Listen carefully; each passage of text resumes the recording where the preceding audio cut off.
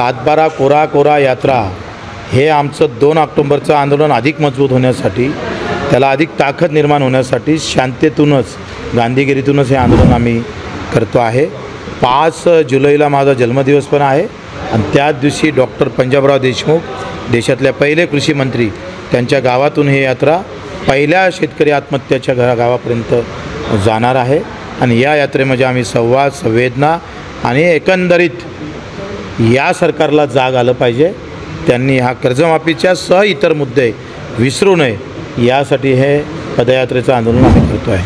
सिंदूर यात्रासुद्धा काढण्यात काय नेमकं कारण आहे? 5 ऑगस्ट ते 9 ऑगस्ट आत्महत्याग्रस्त जेवढ्या भगिनी आहे त्या सगळ्यांना घेऊन आम्ही रामायण से संविधान तक, रामटेक से दीक्षाभूमी तक अशी एक यात्रा आम्ही काढतो आहे।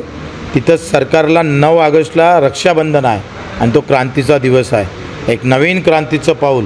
आणि रक्षाबंधनाच्या माध्यमातून जर सरकाराला प्रतिनिधी आलं तर त्याच्या हाताले, नाही आलं तर मोदीजीच्या आणि देवेंद्रजीच्या पोस्टरला आम्ही राखी बांधून त्यांना पुन्हा आवाहन करणार आहोत।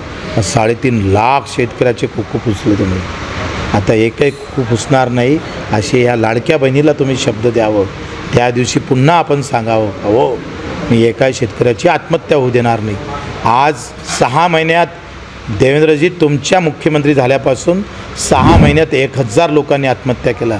उत्तर पाहिजे आम्हाला, ते योग्य वेळ तुम्ही कधी आणता, कोणाला विचारता, म्हणजे कुठल्या ज्योतिष्याला विचारून तुम्ही ते योग्य वेळ ठरवता, हे आम्ही त्याच्यासाठी हे पदयात्रेचं आयोजन आहे।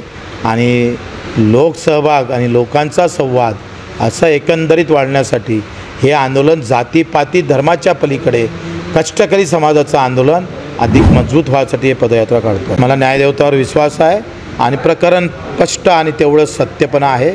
माझ्या एकंदरीत सजेला स्टे आलेला आहे, स्थगिती आली आहे, त्याच्यावरून आता मला अपात्र करता येणार नाही आणि प्रचंड खोडतोड झाली।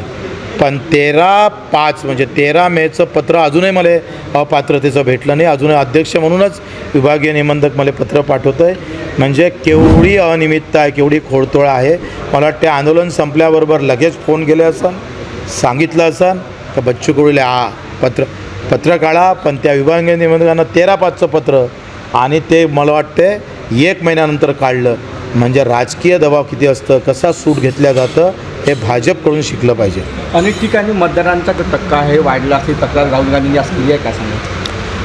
ते काँग्रेसचंच पाप आहे। UM जर आलं नसतं तर त्याचा वटवृक्ष झाला नसता आणि आज नाराजाची वेळ पडली नसते। पण असो, देर आए लेकिन दुरुस्त आए। राहुल जी, हम आपका सम्मान करते हैं, आपके साथ खड़े रहेंगे। मोदीजींना सांगतोय का तुम्ही 56 इंचवाले आहे, प्रचंड राम भक्त आहे, तुम्हाला प्रभू रामचंद्राचा आशीर्वाद आहे, आम्ही त्याचेच भक्त आहोत। पण तुम्ही जर खरे लोकशाही आणि या राष्ट्राच्या हिताचा विचार करत असाल तर मला वाटतं UM मशीन तशीच ठेवा, पण येणारा जो VVPAT आहे, हाती येतं किंवा तो मशीनीत घुसतं, तो हातात द्या, त्याच्यावर नंबर टाका आणि नंबर टाकून आमची सही घ्या आणि मतपेटीत टाका। हे करायला तुम्हाला काहीच करावं लागत नाही। पण तुमच्यात खोट असन तर तुम्ही करणार नाही आणि खोट नसन तर केल्याशिवाय राहणार नाही। थँक्यू।